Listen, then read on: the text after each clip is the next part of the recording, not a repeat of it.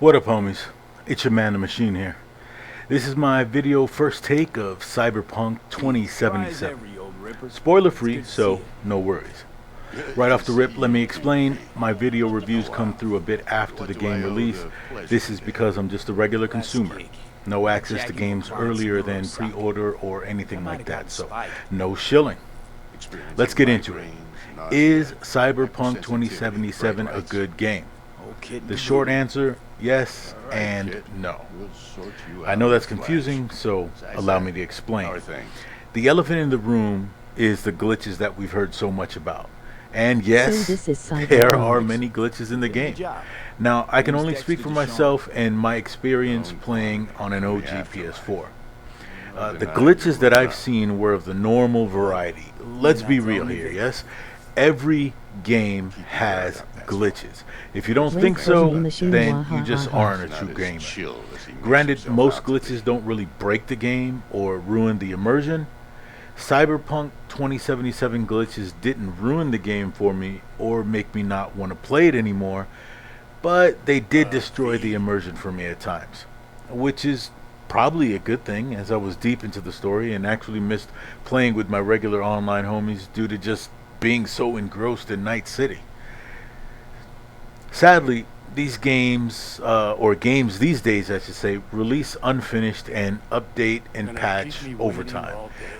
Some examples of that would be Breakpoint, Ghost Recon Breakpoint, Ghost Recon Wildlands, The Witcher 3. Now, considering the planned DLC and multiplayer coming soon for Cyberpunk 2077, I have high hopes for this game in the future. If you were to play it now versus playing it 6 months from now or a year from now, it would be a massively different experience, even if you are still playing on a launch PS4. Now, let's talk about the graphics and controls. So in the average Joe vernacular, when we say graphics, we're referring to how the game looks. Cyberpunk on an OG PS4 and PS4 Pro looks decent enough. I mean, personally, I was disappointed, really, if I'll be honest. The visuals, when stacked against a PS5 or a high-end PC, I mean, they just don't stack up. You can tell Cyberpunk was really optimized for next-gen and high-end PCs. So woe is me for not being able to afford those, right? I mean to say this. If you're like me and you weren't able to get a hold of a PS5 yet, and this is early January 2021 when this video is being posted, or you weren't able to afford an Xbox Series X, or you can't afford a high-end PC just yet, then playing on your current console, in my case being the OG PS4, the Cyberpunk is playable, and it's quite enjoyable. Just understand that when you do upgrade, it's going to be a better experience visually. Now, the game controls just fine, in fact. The only hindrance is the graphics when it comes to controls. There are parts of the game here that get so busy on screen, you can barely see anything, so having control feels mute. During certain boss battles, and that's not all of them, the colors blend and blur so damn much, you're practically blind.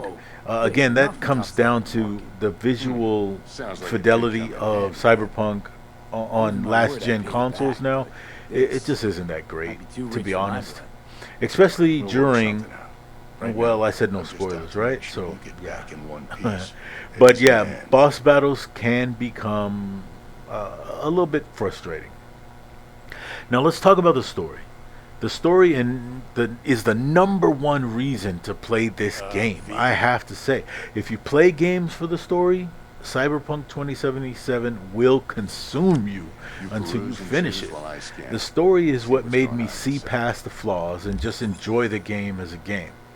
My first playthrough as a street kid, I spent about 80 hours on Cyberpunk just completing side missions and hunting down legendary weapons, and then getting back into the story and finishing the story arc.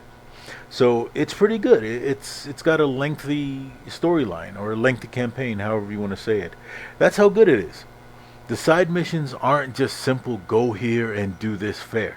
They'll actually dive into branching stories and have you finding information and other story arcs relating to the main story. It's very deep and it's very satisfying. Before video games were such a big thing, the closest thing I can compare this to is like a choose your own adventure book. You know, if you make the right decisions, you progress forward in the game. If you make the wrong decisions, or the book, I should say, you make the wrong decisions, you end up dying. You got to start over from your last checkpoint. So it's basically the same thing. So in my personal opinion, Cyberpunk 2077, my God, I'm sleepy, is one of my favorite games ever. That being said, let me nitpick it to death now. While it is one of my favorite games ever, like I said, ever, from NES, Super NES, Sega Genesis, PlayStation 1, PlayStation 2, and 3, it's one of the best games I've ever played, and it really could benefit from a few changes here and there. So my nitpick number one is the mini-map and guidance system. It's horrible. Relying on that damn mini-map will have you missing your turns constantly, having you double back and burning up your tires. The guidance system in other games, let's say Watch Dogs 2 and Watch Dogs Legion, it's perfection. Cyberpunk does adopt that system, albeit only during races in Night City. And even then, the guidance line is so very light of a color, it's easily losable. The only saving grace here is that Night City is not boring to drive in. But still, you'll look for fast travel options if the drive is too far, simply to that horrible, horrible mini-map.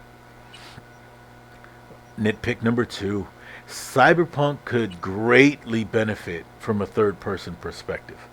I mean, I spent so much time creating my version of V, only to ever see him in mirror glimpses, and it's not just like an accidental. You got to actually walk up to the mirror and enable the reflection. So shame. I also feel it would lend more to the immersion factor. The first-person perspective really works for shooters like Call of Duty or Battlefield, but third person is simply dope AF in games like Ghost Recon Wildlands. While Cyberpunk is a looter shooter, the first person kind of sucked butt at times. It really did. Which leads me into nitpick number three. The fighting controls aren't the best. In fact, because of the first person, the fighting straight up sucked butt in Cyberpunk. It was not my favorite part of the game. I would much rather have used the sword rather than knuckle up, as the fight controls are, especially with the first person view, it just made it sloppy. So fail on that.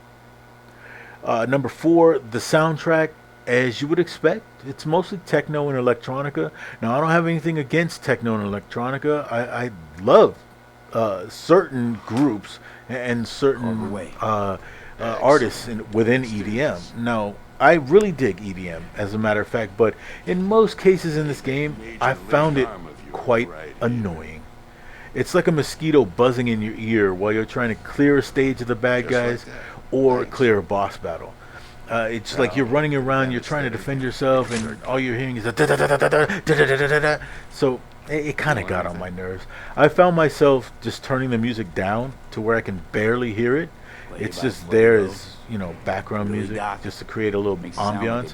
It's decent while snooping around or driving, but during boss battles or battles in general, bruh, for the love of gaming, shut the hell up.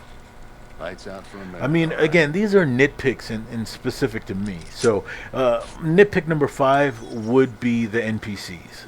The other citizens in Night City, they're quite dull and quite bland. They feel stupid.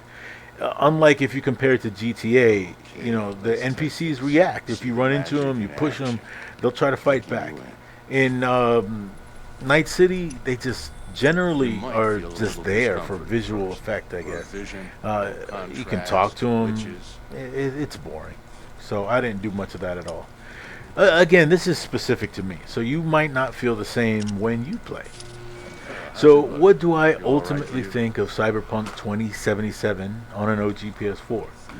If this genre is your thing, definitely buy it. You will enjoy it. Don't let the shills and the consumerism, oh, it's so full of bugs and blah, blah, blah. Don't let that push you in a certain way. If this is what you like, then do your thing, man. Enjoy it. I enjoyed it, and I will enjoy it again when I have the free upgrade whenever I get my hands on a PS5. So I went into it with that expectation that it's not going to be the best since PS4 is now the last generation or previous generation, and you're looking at new generation or next generation right here. We're on the bleeding edge. So I went into it thinking it's not going to be the greatest experience on a PS4, but I still enjoyed playing the game again for the story and the action. It was good. So if you have no tolerance for occasional glitches, then steer clear. But again, all games have glitches, so man up and be a real gamer.